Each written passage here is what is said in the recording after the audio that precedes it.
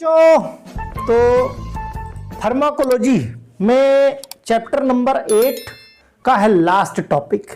कौन सा? Anti diarrhoeal drugs. देखो हमने anti ulcer, anti emetic, laxative, purgative with PDF upload कर दी है एप्लीकेशन पे, right.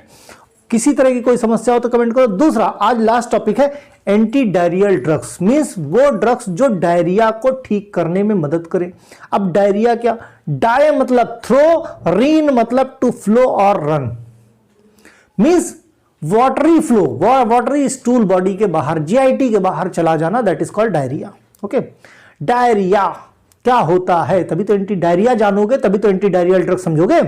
Diarrhoea is the frequent passage of the liquid faeces, means जो पॉटी करते हो वो पॉटी कैसी? सॉलिड की जगह एकदम लिक्विड होने लगे, that is called diarrhoea, resulting from the imbalance between secretion and reabsorption of the fluid and electrolyte।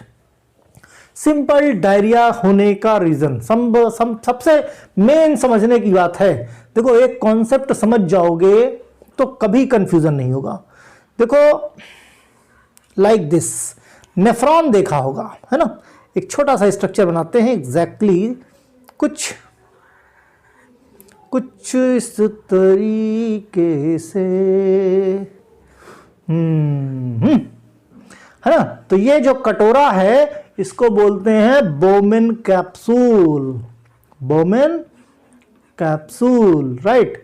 ये होता है जो नियरेस्ट पार्ट होता है पीसीटी, और जो सबसे दूरेस्ट पार्ट होता है वो होता है डीसीटी, और सबसे नीचे वाला पार्ट होता है लूप ऑफ हेनले, और ये होती है डक्ट ऑफ बेलेनी या कलेक्टिंग डक्ट, राइट। अब देखो सिंपल सी बात है, हमारे गैस्ट्रो इंटेस्टाइनल ट्रैक्ट में, मींस हमारी लार्ज इंटेस्टाइन में वाटर का एब्जॉर्प्शन होता है। डाइजेशन तो हमारा स्मॉल इंटेस्टाइन तक खत्म हो जाता है, थोड़ा बहुत जो बचा हुआ है, maximum water absorption large intestine में होता है। अब लार्ज इंटेस्टाइन में पानी पहुंचेगा कैसे कहां से पहुंचेगा? ब्लड से पहुंचेगा, है ना? ब्लड से ही तो एब्जॉर्प्शन होगा, कि पानी गिरता चला जाएगा, है? ब्लड से ही तो, ठीक, क्योंकि भाई यहां पे एफरेंट और इफरेंट आर्टेरियोल, अगर यहां पे ज्यादा से ज्यादा रीअब्जॉर्प्शन होगा तभी तो ब्लड में जाएगा, ब्लड में पानी ज्यादा हो जाएगा, है ना? ठीक, तो एक तो ये बात हुई। दूसरा केस, ज्यादा से ज्यादा इंटेस्टाइनल सिक्रीशन चालू, जब ब्लड में भाई पानी ज्यादा है तो रीअब्जॉर्प्शन कम होगा, और इंटेस्टाइन की बात करें लार्ज इंटेस्टाइन की, और सिक्रीशन ज्यादा होगा। अब लार्ज इंटेस्टाइन में क्या है? देखो अब इसके पहले हमने कॉन्स्टिपेशन का मैटर पढ़ा था, वहां पे क्या टाइट मोशन हो रहे थे, है ना? तो वहां पे लार्ज इंटेस्टाइन थोड़ा सा, जो दवाएं थी वहां पे लार्ज इंटेस्टाइन एब्जॉर्ब कर ले रही थी, स्टूल टाइट हो जा रहा था, तो दवा क्या कर रही थी? वो पानी का फ्लूइड जो है बढ़ा दे रही थी। यहां पे ठीक उल्टा है, लार्ज इंटेस्टाइन से सिक्रीशन ज्यादा हो रहा है, मींस अल्टीमेटली समझो पानी का रीअब्जॉर्प्शन लार्ज इंटेस्टाइन में कम हो रहा है, जिसकी वजह से जो आपका जीआईटी का ट्रैक्ट है, इसमें जो स्टूल है, स्टूल में पानी ज्यादा मिल गया है, तो जो स्टूल है वो सॉलिड ना होके वो फ्री फ्लोइंग पानी की तरह, मींस पानी में घुल जाएगा। अब जब घुल जाएगा तो एनस के रास्ते क्या आएगा? वाटरी स्टूल आएगा। वाटरी स्टूल जिसको बोलते हैं पेचिस पड़ना, है ना? लूज मोशन होना, तो ये खूब शुरू हो जाता है, राइट। मींस रीअब्जॉर्प्शन और सिक्रीशन के बीच का बैलेंस, मींस रीअब्जॉर्प्शन कम हो और इलेक्ट्रोलाइट और वाटर का सिक्रीशन ज्यादा हो। जब सिक्रीशन ज्यादा होगा तो स्टूल में मिल जाएगा और स्टूल घुल जाएगा उसमें और पानी की तरह बह जाएगा, राइट। रीजन क्या हो सकते हैं डायरिया के?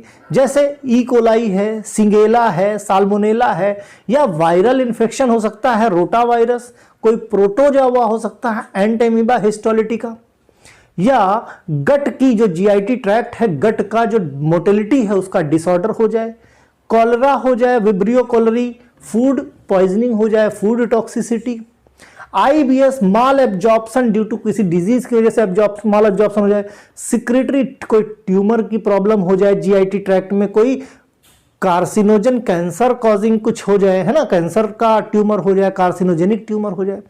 तो ऐसे बहुत सारे रीजंस हैं जिनकी वजह से डायरिया कॉज होता है। अब इस डायरिया को जो ठीक करने के लिए जो दवाओं का इस्तेमाल किया जाएगा उनको बोलेंगे एंटी डायरियल ड्रग। तो सीधी सी बात समझो, जैसे इन्फेक्शन कॉज कर रहा है, अगर कोई इन्फेक्शन की वजह से डायरिया हुआ, एंटीबायोटिक दे दो। बात समझो, गट की मोटिलिटी ज्यादा हो गई है तो गट की मोटिलिटी को कम कर दो, एंटी मोटिलिटी एजेंट दे दो। एब्जॉर्प्शन ज्यादा हो रहा है, सिक्रेटरी दे दो, सिक्रीशन ज्यादा हो रहा है तो एब्जॉर्प्टिव एजेंट दे दो। ठीक, तो इस तरीके से हम काम करते हैं। तो एंटी ट्रीटमेंट अप्रोच डायरिया की क्या होगी, पहले ये समझो। Approach, mild to moderate diarrhoea अगर है, मींस किसी को माइल्ड टू मॉडरेट, WHO तो बोलता है कि 3 बार से ज्यादा अगर लूज मोशन होते हैं तो उसको हम डायरिया बोल देते हैं एज पर WHO। ठीक, तो माइल्ड ही सही बट डायरिया बोलते हैं। तो जिसको माइल्ड डायरिया है या मॉडरेट डायरिया है, सिंपल पानी का balance means fluid electrolyte balance, जिसको जैसे WHO ने ORH को रिकमेंड किया है, ओरल डिहाइड्रेशन है ना, तो ORH को रिकमेंड किया है। घर पे भी ORH बना सकते हो। बाकी और भी लिक्विड करेंगे, और लिक्विड जो है कम नहीं, लिक्विड और सॉल्ट जो बाहर निकल रहा है उतना आप रिकवर कर दो, डायरिया ठीक हो जाएगा। जब शरीर में पानी की कमी हो जाती है तभी डायरिया क्रोनिक हो जाता है। डायरिया कितना भी ज्यादा हो जाए, अगर शरीर में पानी की कमी नहीं होने दी आपने, भाई डॉक्टर के पास जाओ, डॉक्टर का देखो तुरंत ड्रिप चढ़ा देता है, इलेक्ट्रोलाइट का और पानी का बैलेंस बना लेता है। वही बैलेंस जैसे वो बॉडी अपने आप रिकवर करती, तो सब बॉडी है ना, बॉडी को ताकत दे दो। ठीक है, अगर किसी को सीवियर या एक्यूट डायरिया हुआ फिर दवा लेनी पड़ेगी।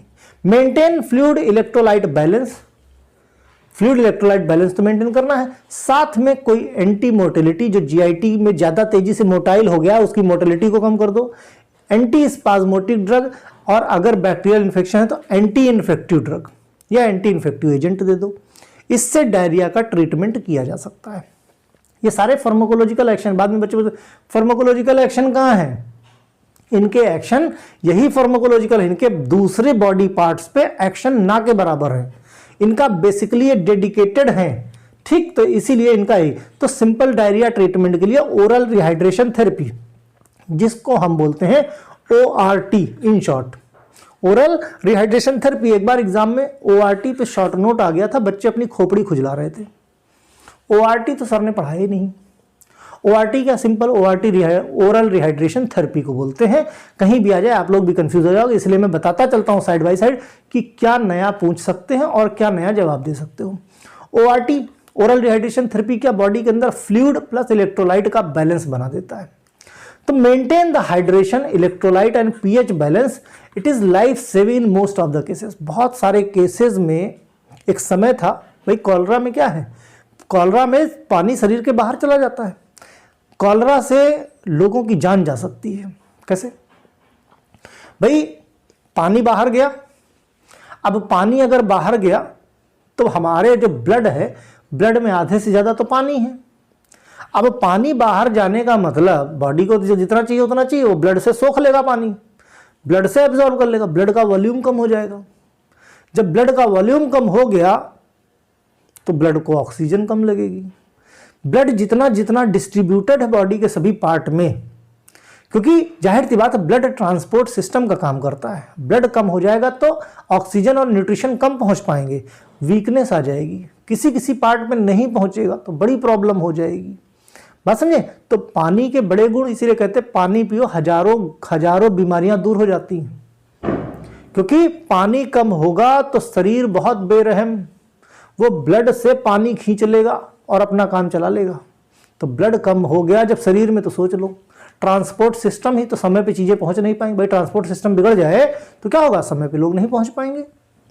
ओके, खून गाढ़ा हो जाएगा, खून गाढ़ा होगा तो क्लॉट्स हो जाएंगे, क्लॉट्स हो जाएंगे तो हार्ट अटैक आ जाएगा, ब्रेन में पहुंच जाएगा तो हेमरेज हो सकता है ना। तो बहुत सारी प्रॉब्लम हो सकती है डायरिया से। तो कहने को लूज मोशन, समस्याएं देखो तो इसके आउटपुट बहुत सारे। तो oral rehydration therapy with NaCl, glucose और वाटर, तीनों चीजें एक्सक्यूज मी, एनर्जी भी मिले, पानी भी मिले और सॉल्ट भी मिले। Okay, in the ileum glucose enhance absorption, sodium and water follows.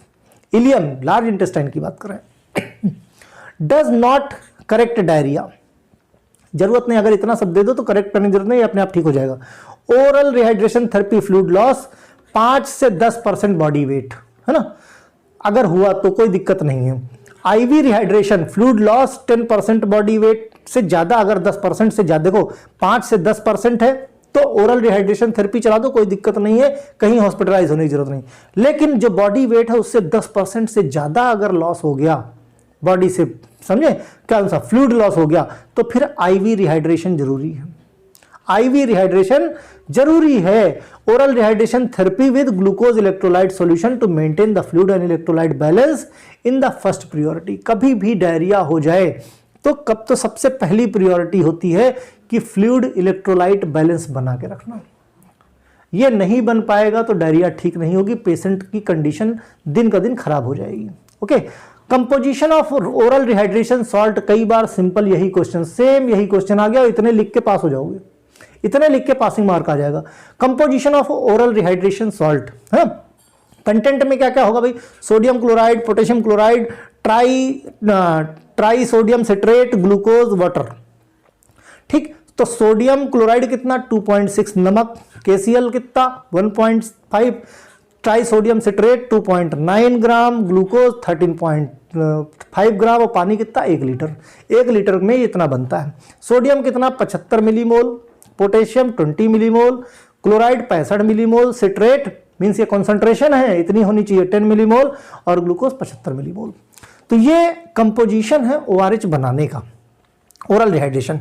Total osmolarity कितनी 245 मिली ऑस्मोलर पर लीटर, 1 लीटर में तो 245 मिली ऑस्मोलरिटी इसकी होनी चाहिए। सिंपल, इफेक्टिव भी होता है, सस्ता भी होता है, रियडली आराम से एडमिनिस्टर हो जाता है और पोटेंशियली मीन्स फैटल कंडीशन से बचाता है, मीन्स जानलेवा होने से बचा लेता है। हाइपोटोनिसो can cause more sodium and water retention, जिसकी वजह से वाटर और सोडियम, जो हमको दो ही चीज चाहिए सबसे ज्यादा, है ना, इन दोनों का रिटेंशन हो जाएगा। जैसे रिटेंशन हो जाएगा बॉडी अपने आप, भाई सॉल्ट होगा तो रीअब्जॉर्प्शन ज्यादा होगा, है ना, हमारे नेफ्रॉन से, तो बॉडी अपने आप रिकवर करना, तो फ्लूइड इलेक्ट्रोलाइट बैलेंस जैसे ही बनता है उसके बाद बॉडी अपने आप साइकिल चालू कर देती है, तो प्रॉब्लम्स खत्म हो जाती हैं। ठीक, तो ये कंपोजिशन पूछे थे।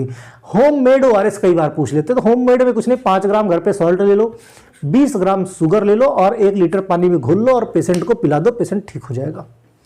ठीक, क्लासिफिकेशन की बात करें, देखो वो ORH से, ओरल थेरेपी से ठीक हो गया। अब दवाओं की बात करते हैं। दवाओं में anti motility drug, anti motility में ओपियोइड एगोनिस्ट। ओपियोइड एगोनिस्ट कौन से हैं? मॉर्फिन, कोडीन, लोपेरामाइड और बिस्मथ सब salicylate. Anti spasmodic pain killer, है ना, एंटी मस्करिनिक कह सकते हो, एंटी कोलिनर्जिक ड्रग्स कह सकते हो, जैसे atropine, hyoscine, dicyclomine, mebeverine and propantheline. Anti infective agent, अगर किसी बैक्टीरिया से, किसी प्रोटोजोआ से अगर इन्फेक्शन हुआ है तो एरिथ्रोमाइसिन से प्रोफ्लॉक्सासिन दे दो। एडजॉर्बेंट, सिंपल हम एडजॉर्बेंट प्रोड्यूस करते हैं कि वाटरी स्टूल ज्यादा जा रहा तो ऐसी चीज दे दो कि जो पानी को सोख ले, जैसे कैओलिन हो गया, पैक्टिन हो गया, चारकोल हो गया, मिथाइल सेलुलोज। तो इस तरीके से क्लासिफिकेशन, ओरल रिहाइड्रेशन थेरेपी ये ओरल हो गया और अब ये दवा के थ्रू हो गया क्लासिफिकेशन, है ना, मेडिसिनल में फार्माकोलॉजिकल हो गया। तो ओपियोइड एगोनिस्ट की बात करें तो हमने पहले भी ओपियोइड एनाल्जेसिक पढ़ा है, राइट, तो वहां पे हमने म्यू रिसेप्टर और इसके मोड ऑफ एक्शन के बारे में कंप्लीट जानकारी ले ली थी, तो उसको ध्यान कर लो। तो role of GIT, gastrointestinal tract में आपके ओपियोइड एगोनिस्ट का क्या रोल होगा? डिक्रीज कर देंगे ये टोन को, GIT की टोन को डिक्रीज करेंगे और रिदमिक जो कॉन्ट्रैक्शन और भाई पेरिस्टाल्टिक मूवमेंट जल्दी जल्दी होगा तभी मूवमेंट तेज होगा। तो ये जो रिदम है कॉन्ट्रैक्शन रिलैक्सेशन को, इसको क्या करते हैं, स्लो कर देते हैं। जब स्लो होगा भाई, जाहिर जब हाथ पैर तेज चलाओगे तो जल्दी चलोगे, हाथ पैर चलाना स्लो हो जाएगा तो आप धीरे चलोगे। तो वही इसके हाथ पैर चलाना क्या, पेरिस्टाल्टिक मूवमेंट, कॉन्ट्रैक्शन, रिलैक्सेशन, ये जो रिदम है इसको कम कर दिया जाता है इंटेस्टाइन। ठीक, decrease propulsive activity, propulsive means ढकेलने की एक्टिविटी को, जो अनडाइजेस्टेड मटेरियल है उसको जल्दी जो ढकेलने की वो है वो कम कर देंगे। डिक्रीज द टोन कम कर देंगे लार्ज इंटेस्टाइन की, डिक्रीज द सिक्रीशन। जब भाई जो लार्ज इंटेस्टाइन है जो सिक्रीट करेगी पानी ज्यादा से ज्यादा, तो जाहिर सी बात वाटरी फ्लूइड, तो उसके सिक्रीशन को कम कर देगी। स्फिंक्टर्स आर कॉन्ट्रैक्टेड, जितने भी वॉल्व्स हैं वो कॉन्ट्रैक्ट होंगे, ठीक। डिक्रीज प्रोपल्सिव बता दिया, म्यू रिसेप्टर्स के लिए है। इंक्रीज एब्जॉर्प्शन, भाई पानी एब्जॉर्ब कर लो, जो भाई जो फीकल मटेरियल है जो लूज हो गया है वहां से पानी एब्जॉर्ब कर लो तो वो सॉलिड हो जाएगा, सॉलिड हो जाएगा, डायरिया ठीक हो जाएगी। स्मॉल बाउल टोन को बढ़ा देता है। Diminish the intestinal secretion, intestinal secretion को म्यू रिसेप्टर्स क्या करता है, बंद कर देता है। तो जीआईटी में रोल देख लिया हमने, म्यू रिसेप्टर का रोल देख लिया। एडवांटेज क्या ओपियोइड एनाल्जेसिक के या एगोनिस्ट के, can not cross the blood brain barrier, BBB को क्रॉस नहीं कर सकता। वैसे भी उस के पास Z+ सिक्योरिटी है, ऐरा गैरा दवा वहां तक नहीं पहुंच सकती। It is use only if their action on GIT, right. इसीलिए बताया फार्माकोलॉजिकल एक्शन। अब कहो ब्रेन में यहां वहां नहीं, सिर्फ सिंपल ब्लड ब्रेन बैरियर को क्रॉस नहीं कर सकता, इसलिए इसका सिर्फ और सिर्फ एक्शन कहां, हमारे जीआईटी पे देखा जाता है। डिसएडवांटेज में क्या है, कहीं डोज थोड़ी बढ़ गई, ज्यादा एब्जॉर्प्शन हो गया तो जो लूज मोशन था वो टाइट मोशन में बदल जाएगा, कॉन्स्टिपेशन हो जाएगा। अब एब्डोमिनल क्रैम्प्स हो सकते हैं, ठीक, ड्राउजीनेस और डिजीनेस आ सकती है। कॉन्ट्रा इंडिकेशन क्या है, बेसिकली देखो कॉन्ट्रा इंडिकेशन में तो हमने पहले बताया बच्चों से दूर रहे, प्रेग्नेंट लेडी, लैक्टेटिंग मदर और हाइपर सेंसिटिव, ये तो कॉमन हो गए सबके। अब कुछ खास की बात करो, एक्यूट डायरिया अगर बच्चों में है तो क्रॉस, बच्चों के केस में ये ब्लड ब्रेन बैरियर को क्रॉस कर जाती है अक्सर ये दवा। रेस्पिरेटरी डिप्रेशन हो सकता है, इसीलिए बच्चों को नहीं देनी चाहिए, ठीक है। डायलेशन, कोलन का डायलेशन कर देती है, तो इसलिए इसको नहीं देना है, मींस कॉन्ट्रा इंडिकेटेड है बच्चों के केस में, है ना। फिर बात करें इसी की का जो एगोनिस्ट है कोडीन। कोडीन क्या है, ओपियोइड एगोनिस्ट है, ओपियोइड एल्कलॉइड है। ये पेरिफेरल और इंटेस्टाइनल कोलन को में क्या करती है, कॉन्स्टिपेशन कॉज, मींस एब्जॉर्प्शन को बढ़ा देती है। पेरिफेरल एक्शन होता है इसका इंटेस्टाइन पे एंड कोलन में, ठीक। तो क्या होगा, अभी लूज मोशन था, अब क्या है, एब्जॉर्ब कर लेगी तो कॉन्स्टिपेशन साइड इफेक्ट में आ जाएगा। कोई भी सेंट्रल एक्शन नहीं है क्योंकि ब्लड ब्रेन बैरियर को क्रॉस नहीं कर पाती है। डिपेंडेंसी लाइबिलिटी बहुत कम होती है इसकी। Side effect nausea, vomiting, dizziness सबकी कॉमन है। कॉशन में क्या है, बच्चों को नहीं देना, सिंपल। डोज की बात करें तो 15 से 60 mg एवरी 4 आवर्स पे कोडीन की डोज देनी है डायरिया को रोकने के लिए। फिर डाइफेनॉक्सिलेट की बात करें हम, सिंथेटिक ओपियोइड, सिंथेटिक ओपियोइड की कैटेगरी में आता है ना। एक्शन कोडीन की तरह सिमिलर है, ये भी कॉन्स्टिपेशन कॉज करती है, ठीक। Most marketed anti diarrhoeal effect diphenoxylate जो है, इसकी मार्केटेड प्रिपरेशन बहुत सारी मिलती हैं, ये भी ब्लड ब्रेन बैरियर को क्रॉस कर जाता है, इसीलिए इसका सेंट्रल नर्वस सिस्टम पे भी इफेक्ट पड़ता है, जिसकी वजह से पैरालिटिक, इलियस या टॉक्सिक मेगैलोकोलन इन बच्चों के केस में, इसीलिए बच्चों को नहीं दिया था, कॉशन किया था, क्योंकि ब्लड ब्रेन बैरियर को क्रॉस करके एक सेंट्रल एक्शन दे सकते हैं जिसकी वजह से प्रॉब्लम हो सकती है, रेस्पिरेटरी डिप्रेशन हो सकता है। कॉन्ट्रा इंडिकेटेड 6 साल से छोटे बच्चे। डाइफेनॉक्सिलेट 2.5 mg, साथ में कॉम्बिनेशन में एट्रोपिन दिया जाता है 0.025 mg। एक टैबलेट 3 या 4 बार डेली, दिन में जिस तरीके से 3 बार में आराम मिल जाए तो 3 बार, नहीं तो 4 बार। डाइफेनॉक्सिलेट 2.5 mg और एट्रोपिन 0.025 mg, ये कॉम्बिनेशन में ड्रग दी जाती है डायरिया ठीक करने के लिए, ठीक। फिर आती है नेक्स्ट दवा, आती है लोपेरामाइड। लोपेरामाइड बड़ी इंपॉर्टेंट ओपियोइड एनालॉग है जो 40 से 50 टाइम ज्यादा पोटेंट होती है, किससे, मॉर्फिन से, मींस बहुत स्ट्रांग और बड़ी ही इफेक्टिव ड्रग होती है लोपेरामाइड। देखो म्यू ओपियोइड रिसेप्टर्स की बात करी, इसलिए हम यहाँ पे ज्यादा कुछ समझाएंगे नहीं उसके बारे में। वीक एंटीकोलिनर्जिक एक्शन होता है। Inhibit the secretion directly interacting the calmodulin, means जो है सीधा लार्ज इंटेस्टाइन में सिक्रीशन को हमारे कम कर देती है, डिक्रीज कर देती है, जिसकी वजह से जो पानी का जो रीअब्जॉर्प्शन था वो बढ़ जाएगा और सिक्रीशन कम हो जाएगा, ठीक है। मोर पोटेंट देन कोडीन, से ज्यादा पोटेंट होती है इसलिए कॉन्स्टिपेशन ज्यादा होगा। सेंट्रल नर्वस सिस्टम का इफेक्ट होता है, इसलिए बच्चों को नहीं देना चाहिए।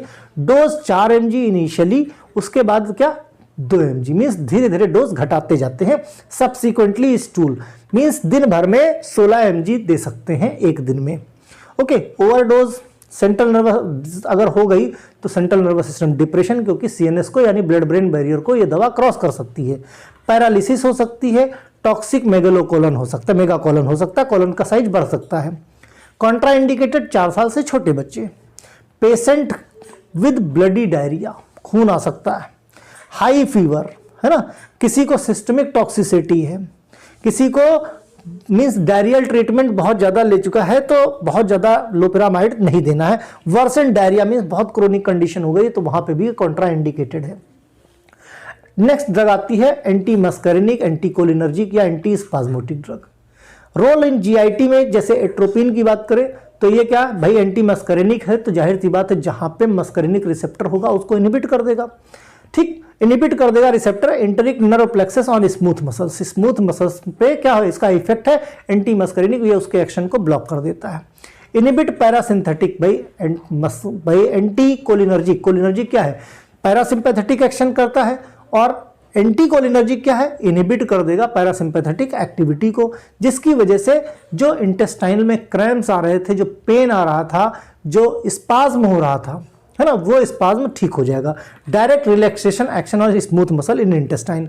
तो अगर पूछा जाए फार्माकोलॉजिकल एक्शन जीआई मोटिलिटी पे क्या है, तो ये क्या कर देता है उसके एक्शन को रोक देता है, मींस पेन नहीं होने देता है, डायरेक्ट स्मूथ मसल को रिलैक्स कर देता है, रिलैक्स कर देता है स्मूथ मसल्स को। किस तरीके से, तो ये प्रोसीजर है, ये फार्माकोलॉजिकल एक्शन है। By this way it can help to relief in case of the spasm in the intestine या डायरियल केस में, मीन्स डायरिया में जो स्पाज्म होता है उसको ठीक करने में।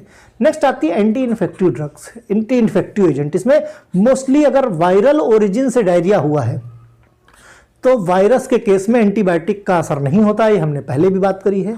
सिर्फ और सिर्फ ये फ्लूइड रिप्लेसमेंट थेरेपी से यानी फ्लूइड इलेक्ट्रोलाइट बैलेंस से ठीक हो जाएगा अगर वायरल हुआ है तो।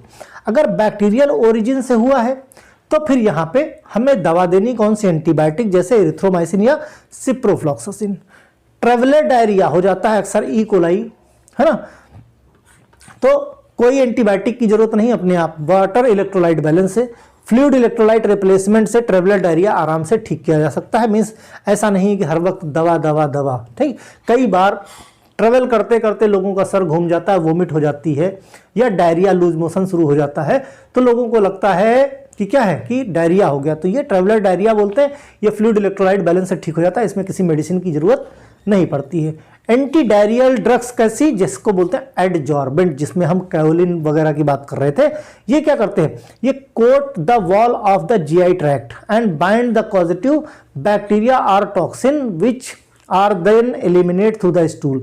ये क्या करते हैं, एक लेयर बना लेते हैं हमारे जीआईटी पे, ठीक है, जीआईटी पे लेयर बना लेते हैं, जिसकी वजह से जो बैक्टीरियल टॉक्सिन्स वगैरह है उसका असर उस पर नहीं हो पाता है, जिससे उसका सिक्रेटरी एक्शन कम हो जाता है, राइट। और फिर उसको जो स्टिकिंग है बैक्टीरिया जो है वॉल के साथ चिपक नहीं पाती और स्टूल के साथ बॉडी से बाहर चली जाती है। एग्जाम्पल में जैसे बिस्मथ सब सैलिसिलेट, पेप्टोबिस्मॉल के नाम से आती है ब्रांड नेम में, या कैओलिन पैक्टिन या एक्टिवेटेड चारकोल, ये एंटी डायरियल मींस इनका काम बेसिकली क्या, ये मॉइस्चर को एब्जॉर्ब कर लेती हैं स्टूल से। स्टूल से मॉइस्चर एब्जॉर्ब कर लेंगी तो स्टूल अपने आप सॉलिडिफाई हो जाएगा, और जब सॉलिडिफाई हो जाएगा तो यही तो प्रॉब्लम थी कि भाई वो वाटरी हो गया है, सॉलिडिफाई नहीं हो रहा है।